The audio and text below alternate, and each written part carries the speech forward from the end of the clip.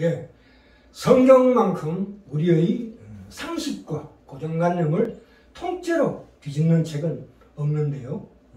우리가 읽을 때마다 참으로 늘 새롭고 놀랍습니다. 갑작스러운 비약이나 반전이나 역설으로 하나님께서 우리에게 직접 말씀해 주십니다. 이 믿음장 히브리서 11장 시작하면서 제일 처음 나오는 인물이 아벨과 에녹인데요. 이 창세기 11장 4절 5절에서 아벨과 에녹의 믿음을 동원하는 것은 아벨과 그 에녹이 얼마나 믿음이 좋았는가 하는 것은 그것을 말하는 것은 결코 아닙니다. 또한 아벨의 제사가 얼마나 정성이 들어갔느냐 하는 것도 의미가 없는 것입니다. 우리가 믿음이라는 것은 정의를 내리자면요, 원인 없이 우리에게 근거나 원인이 없이 결과를 만들어내는 우리를 구원하시는 하나님의 방법이다, 이렇게 이해하셔야 합니다. 자, 하나님께서 우리를 구원하시는 그 순수와 방법과 내용과 적용이 있는데 그 방법을 무엇으로 하느냐? 믿음으로 하신다, 이 말입니다. 믿음으로. 이게 믿음의 정의입니다.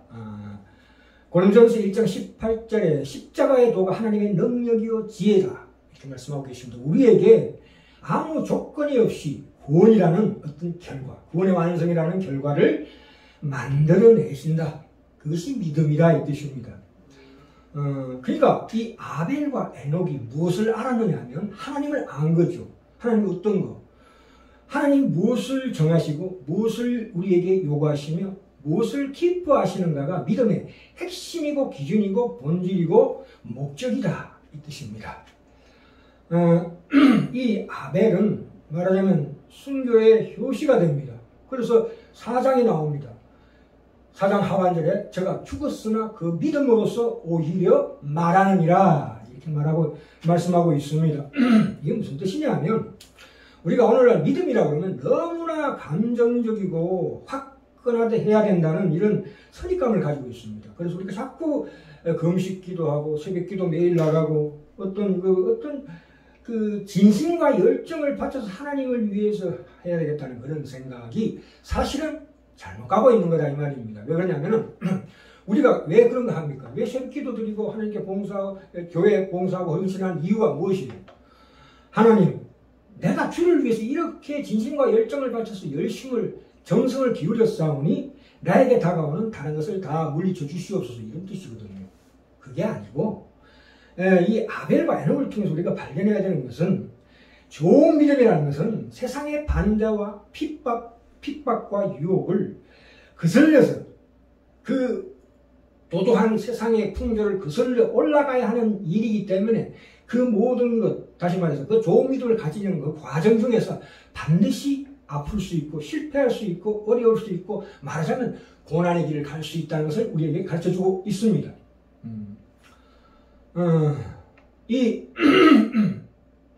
제가 죽었으나 오히려 죽음으로써 말한다 하는 것은 뭐냐? 이 믿음이라는 것은 하나님 우리에게 베푸신 믿음, 우리가 따라가는 하나님의 그 믿음에 반응하는 그것은 우리의 체질과 말하자면 인격을 바꾸는 데 목적이 있다. 우리 세포가 바꿔지는 일이기 때문에 그게 고통스럽다, 십자가가 있다, 이런 뜻으로 이 아벨과 에녹의 믿음을 여기서 우리에게 제시하고 있는 것입니다. 자, 창세기 3장, 4장, 5장으로 갑시다. 창세기 3장, 4장, 5장에 가시면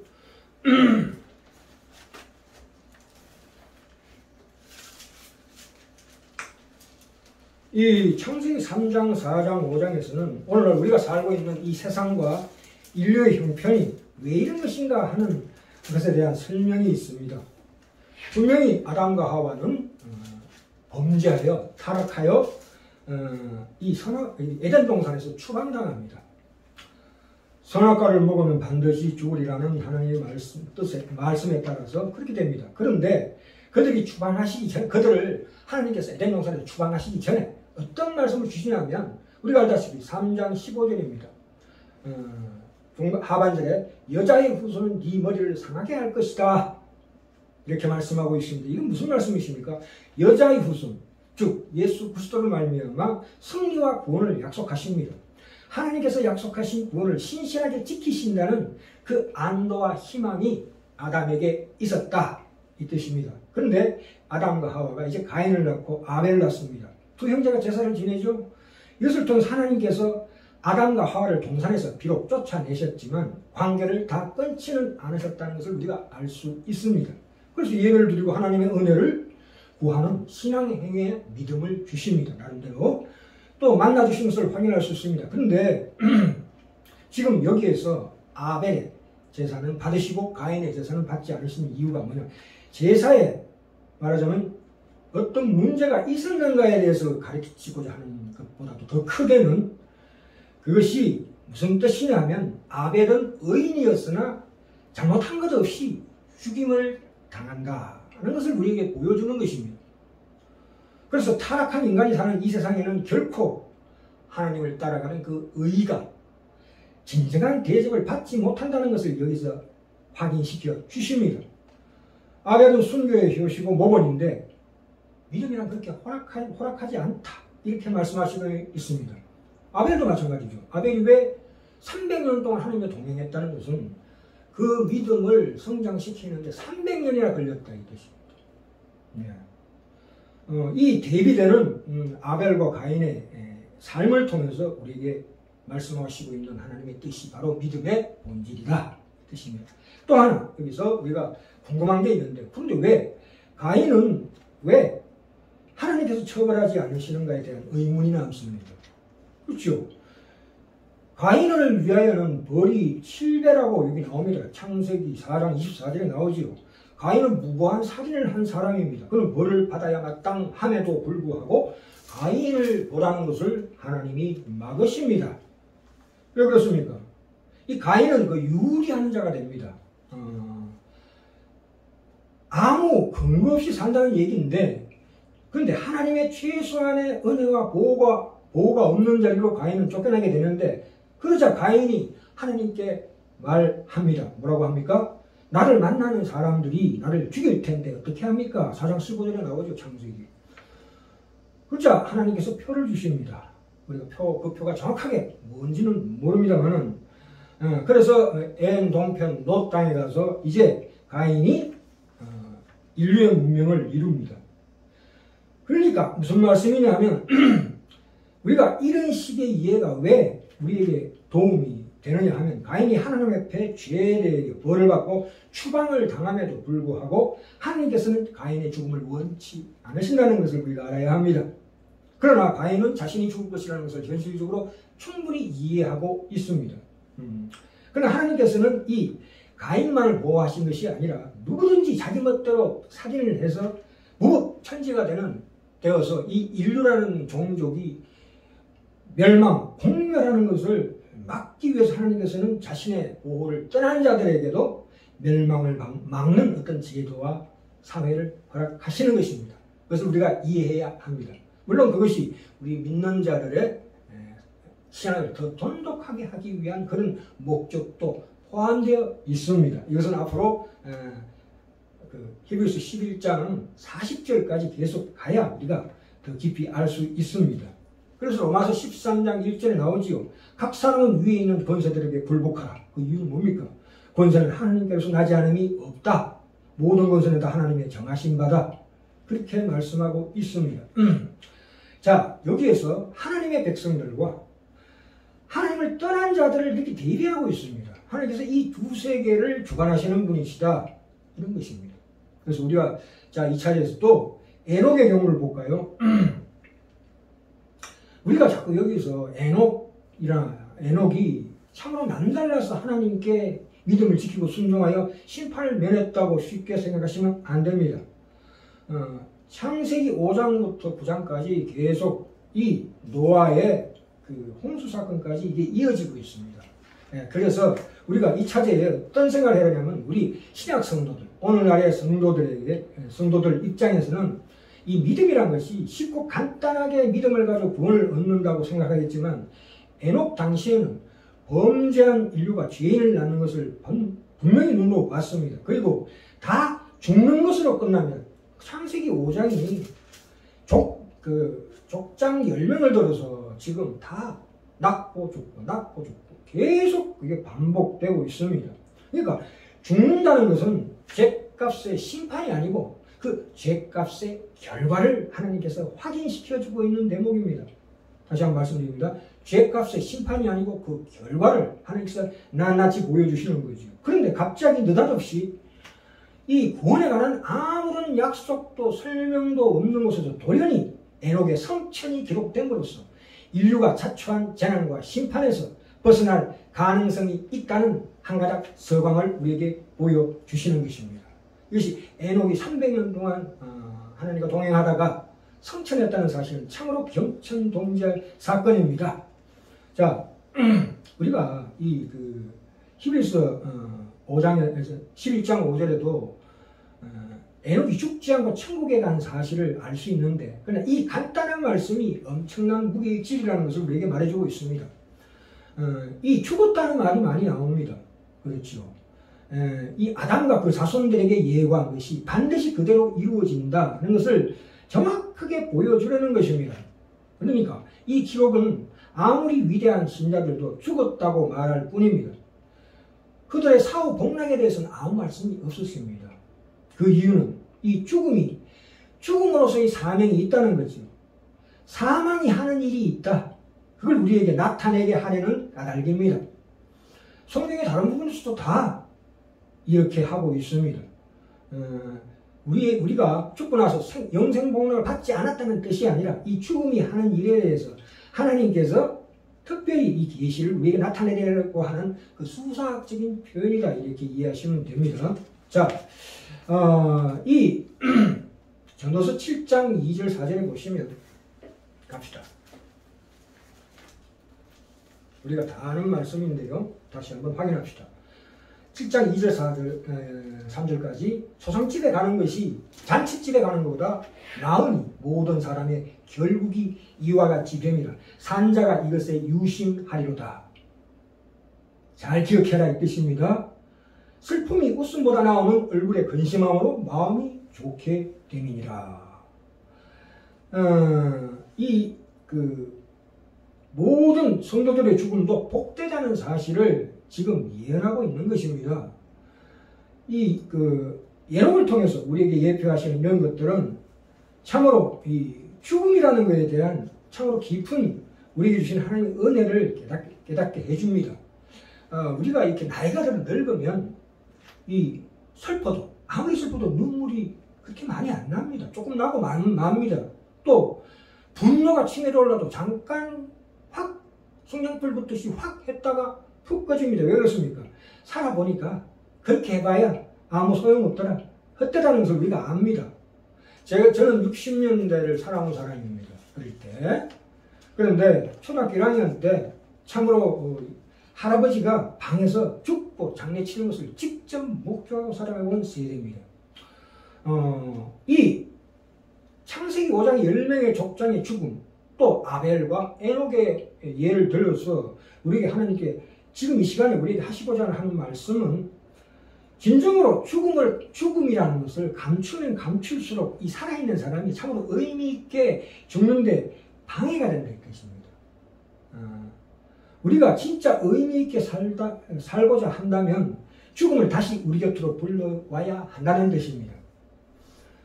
제가 할아버지 돌아가실 때 보니까 눈동자에 서서히 빛이 사라지고, 자가 헛소리 하시고, 입이 벌어지고, 그 벌어진 입에서 썩는 냄새가 나고, 시체 냄새가 납니다. 참 역설적입니다. 그때는 죽음이 우리 일상 속에 있었기 때문에 우리는 진실로 살아있는 감각을 더 깊이 느끼게 되는 겁니다. 신기하지 않습니까? 죽음의 흔적을 없애면 생명의 감각도 희미해지는 법입니다. 이 사망, 죽음을 감추지 말고 드러내어야 합니다. 우리는 죽음을 죽여버렸습니다. 죽음을 다시 살려내야 한답니다. 죽음이 하는 가장 중요한 일을 우리는 없애버렸습니다. 그래서 하나님께서 코로나 팬데믹으로 인해서 우리가 깨달은 것이 무엇입니까? 누구나 죽음 앞에, 죽음이 코앞에 있다는 것을 깨닫게 하십니다. 뉴스에 보시면 뉴욕 백주 대낮에 시체 안치소가 들어서고 시신을 실은 냉동틀이 오락가락 했습니다. 얼마나 서늘한 광경입니까? 여기서 우리가 참으로 이 죽음을 바로 바라봐야 합니다. 하나님의 말씀으로 끊임없이 죽음이 무엇인가, 나의 죽음에 대해서 생각을 해야 합니다. 진실의 반대말은, 이 진실의 반대말은 무엇입니까? 거짓이 아닙니다. 진실의 반대말은 망각입니다. 망각, 있는 것입니다. 진정한 거짓은 망각이다, 이 뜻입니다. 덮어버리고 잊어버리는 것, 복잡하게 생각할 것도 없다 하는, 내가 바빠서 그런 거 생각할 여지가 없다는 것은 참으로 불행한 일입니다. 항상 내 머릿속에 지어지지 않는 것이 죽음이 되어야 합니다. 어떻게 죽느냐가 중요합니다. 그래야 내 삶이 참으로 의미 있고 보람 있는, 특별히 이 믿음을 더 깊이 갖고 가는 귀한 믿음의 핵심이 아닌가 생각합니다. 끊임없이 이 죽음을 덜쳐내어야 한다 뜻입니다. 자, 좀 시간이 좀 남았는데요. 우리가 좋은 믿음이라는 것은 그렇게 간단하게 생기지 않는다고 말씀드렸습니다. 하나님을 알고 그것을 실천하는 것과 이 관계는 우리가 생각하는 것처럼 그렇게 하나님께 진심과 열정을 바친다 하는 걸로 그렇게 간단하게 가지 않습니다. 저는 예수를 믿은, 제가 20대 때 예수를 믿었습니다. 근데 이 참 안 믿자니 자꾸 캥기고 믿자니 뜬구름 잡는 것 같은 시간이 꽤 오래 갔습니다. 거의 한 3년 갔나? 그렇게 됩니다. 그러나 그렇게 시간이 흐르다 보면 하나님께서 우리를 구원하시는 순서에 의해서 결코 하나님을 외면한다는 것은 있을 수 없다는 것을 우리가 확인합니다. 10년 가운데. 그래서 어떤 우리가 강한 반응을 하느냐 하면, 하나님 아버지, 지금 제 이 어려운 문제를 해결해 주신다면 이렇게 나옵니다. 초신자의 경우죠. 그러나 우리가 기도했을 때 하나님께서 기도의 응답을 주시는 때가 있습니다. 말하자면 불치의 병이 날 수도 있는 것이고, 부도나기 직전에 회사가 회생하는 경우도 있고, 못 들어갈 학교에 들어가는 경우도 있습니다만, 그러나 그걸로 인해서 믿음이 크지는 않습니다. 잠깐 기뻐하고 한 달도 안 돼서 그냥 넘어갑니다. 그거는 믿음의 중요한 근거가 될 수가 없다는 뜻입니다. 믿음의 본질이란 훨씬 더 인격적입니다. 그럼 어떻게 하면 믿음이 좋아지는가? 아까 에녹 보셨죠? 여기 동장한 에녹같이 하나님과 300년을 동행하고 죽음을 보지 않고 하늘로 데려가는 자리까지 초대받는 식. 그러니까 전인격적으로 전생에 걸쳐서 하나님께 항복하는 것으로만 나타난다. 제가 건강이 좀 안 좋습니다. 그래서 탁구를 지금 친 지 3년 4개월째입니다. 레슨도 2년 받았습니다만, 이 탁구의 꽃이라는 드라이버를 지금 10개를 시도하면 한 개밖에 안 들어갑니다. 그만큼 탁구라는 운동도 이렇게 힘들거늘 이 믿음이나 신앙이 그렇게 쉽다고 생각하는 건 큰 오산입니다. 창세기 5장 21절 32절에 보시면 에녹을 보면서 우리가 놀라는 것은 에녹이 그 아들 무두셀라를 낳고 300년간 하나님과 동행했다는 것입니다. 사람은 기계가 아닙니다. 그러니까 만들어지는 거예요, 에녹이. 그만큼. 그 기간이 300년이나 걸렸다는 것은 거기까지 도달하는 길이 참으로 길고 어렵다는 뜻입니다. 또한 하나님께서 우리에게 요구하시는 믿음을 성장하는 과정이 그만큼 길다는 뜻이에요. 300년이라는 것은.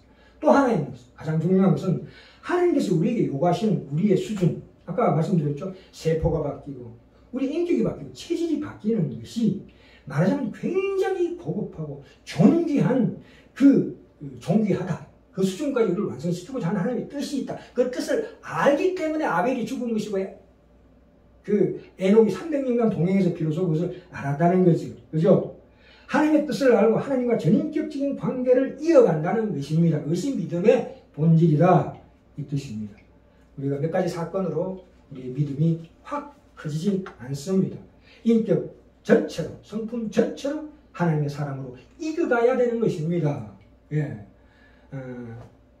복날에 닭을 휘발유 껴안고 훅 불 붙인다고 해서 속이 익습니까? 익지 않습니다. 그렇게 우리가 믿음이라는 것이 담담하게 가는 거예요. 담담하게. 넘어지고 자빠지고 엎어지고 하는 일상이 더 많습니다. 우리가 살아가면서 마지막으로 훨씬 무료하고 지루한 일상을 성실히 감수하는 것. 그 별거 아닌 일에 우리가 충실해야 되는 것이 바로 하나님의 믿음으로 승리하는 길입니다. 그 많은 시행착오 속에서 수없는 연습 속에서 우리 믿음이 완성되는 것이다 이 뜻입니다. 불 꺼져서 한 번으로 가는 것이 아니고 연습하고 우리가 뻔하게 아는 거에서 실수하고 돌이키고 좌절하고 실패하고 포기하고 했다가 다시 욕먹고 다시 일어서는 그런 반복되는 일상을 통해서 그래서 드디어 우리는 튼튼하고 깊고 넓은 또한 높은 무한한 하나님의 부름에 합당한 하나님을 믿고 하나님을 닮고 하나님의 사람으로 어느 부분에서 부족함이 전혀 없는 사람으로 완성되고야 말 것이라는 것을 히브리서 11장 이 수많은 믿음의 용도를 들어서 우리에게 그러한 사실 우리에게도 작정하셨음을 우리에게 확인시키고 우리를 부르시고 계신 것입니다. 그래서 잘 우리가 깊이 명심하시고 이 믿음의 용도에게 보상했을 그 보상이 우리 것임을 알고 길고 멀게 바라보시고 오늘도 날마다 믿음의 선한 싸움을 하시는 우리 귀한 우리 성도들 다 되시길 간절히 소망드립니다.